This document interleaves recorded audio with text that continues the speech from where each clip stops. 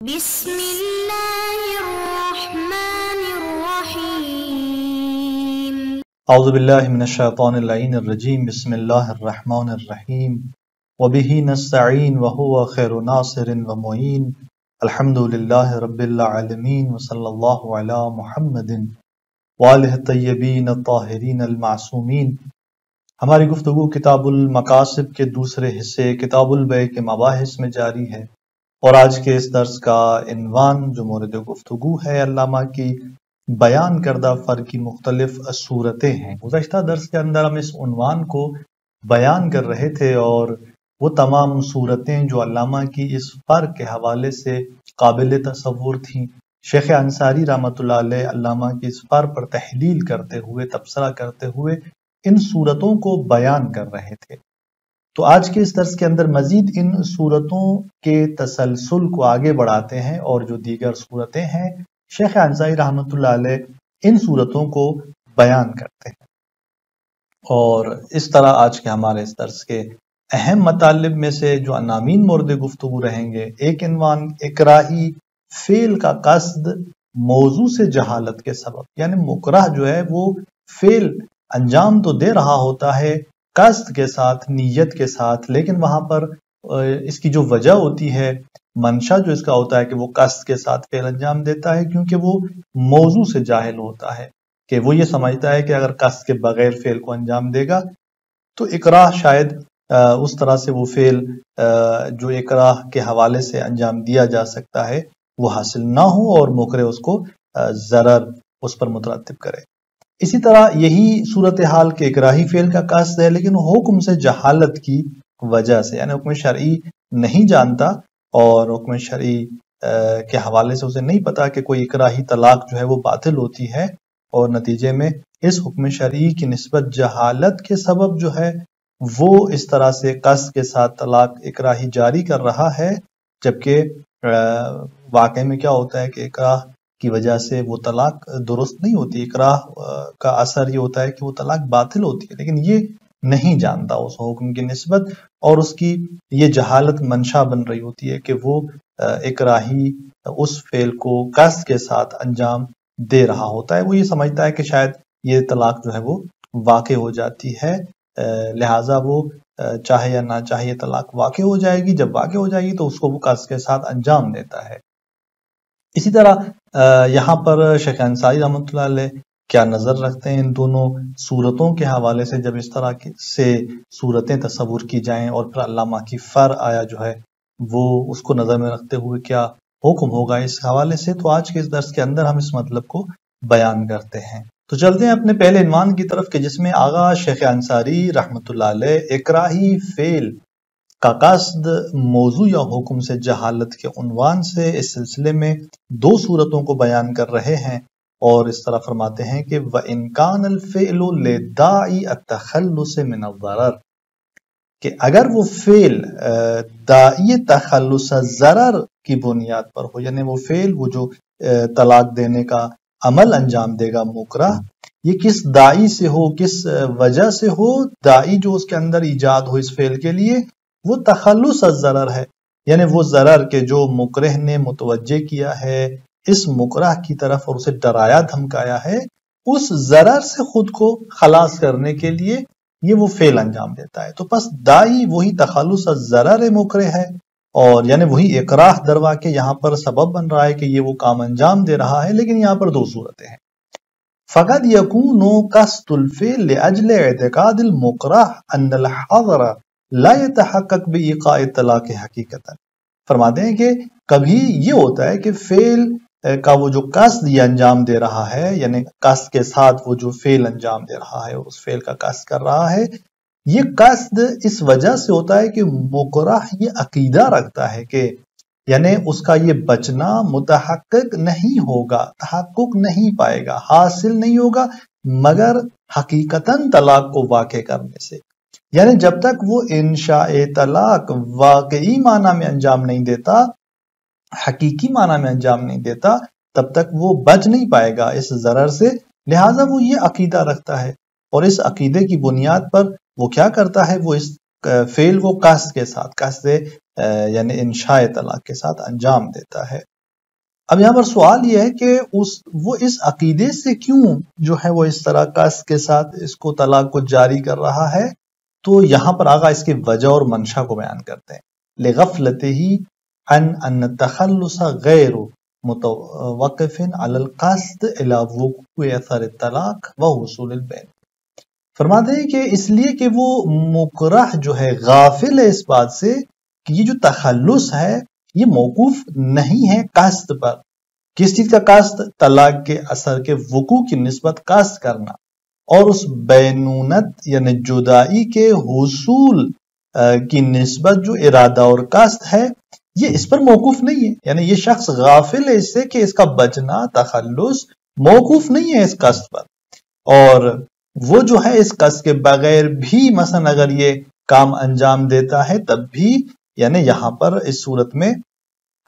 اس کا وہ فعل اکراہی ہے، اور اکراہی صورت میں اس کا کوئی اثر مترتب ہونے والا نہیں، بس تخلص متوقف نہیں ہے اس بات پر کہ وہ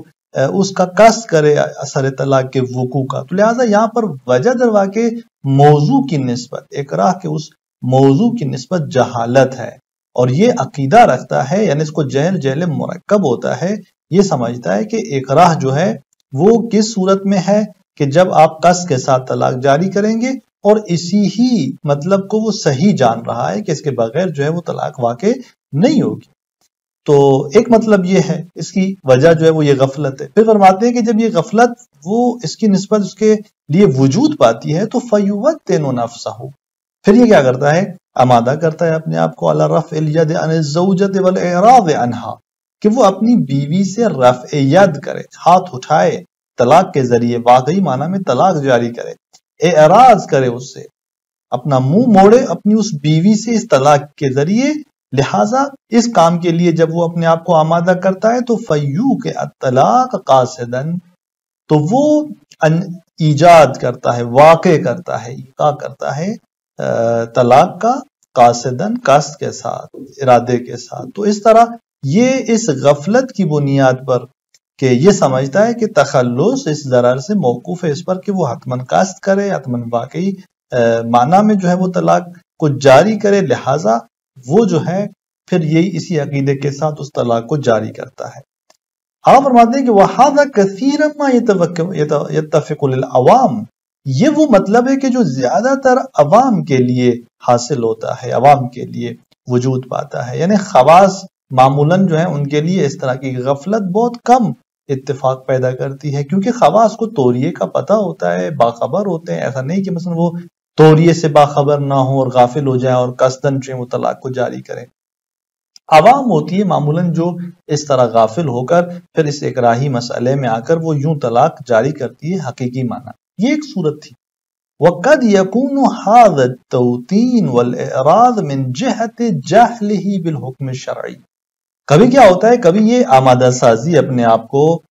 توطین یعنی آمادہ کرنا اس سے اس بات پر کہ وہ اپنی زوجہ سے ہاتھ اٹھائے، والإعراض اس سے منہ موڑے طلاق کے ذریعے، طلاق کو واقع کرنے کے ذریعے، یہ واقعی معنی میں طلاق جاری کرتا ہے۔ کیوں؟ من جہت جہلہ بالحکم الشرعی،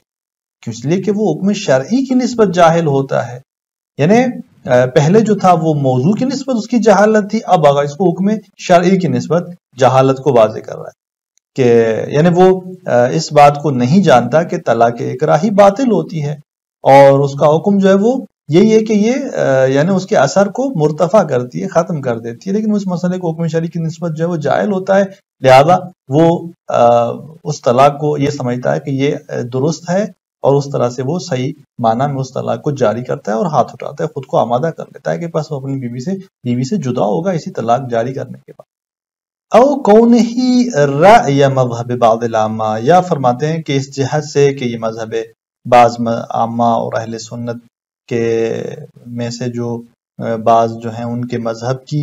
رائے ہے، اور وہ مثلاً بعض ان کے اندر اس بات کو جائز جانتے ہیں، صحیح جانتے ہیں کہ اکراہ کی صورت میں وہ طلاق صحیح واقع ہوتی ہے، اثر رکھتی ہے، فزائم، اور پھر یہ گمان کرتا ہے مثلا یہ کہ یہ مثلا ان لوگوں کے درمیان رہ رہا ہے، اہل سنت کے اس طرح کے مذہب والوں کے درمیان رہتا ہے اور وہ ان کو اس طرح سے دیکھتا ہے، پھر یوں زائم گمان کرتا ہے کہ ان طلاق یقع مع الاکراہ، کہ طلاق جو ہے وہ اکراہ کی صورت میں واقع ہو جاتی ہے۔ تو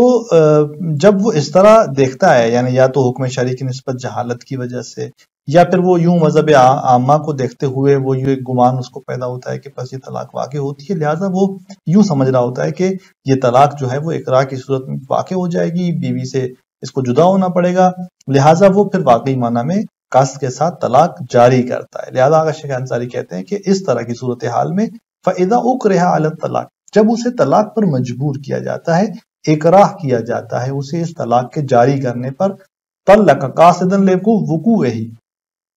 پھر وہ طلاق جاری کرتا ہے، کیوں؟ یعنی قاصداً لِوُقُوعِهِ، قصد کرتے ہوئے، لِوُقُوعِهِ اس طلاق کے وقوع کی نسبت، یعنی اس طلاق کو خارج میں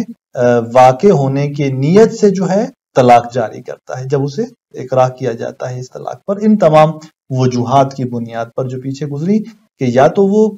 موضوع کی نسبت جاہل ہوتا ہے یا حکم شرعی کی نسبت جاہل ہوتا ہے، اور وہ سمجھتا ہے کہ اسے واقعی معنی میں طلاق جاری کرنی پڑے گی۔ اچھا، وجہ بیان کرتے ہیں آغا شیخ کہ کیوں جو ہے وہ اس طرح سے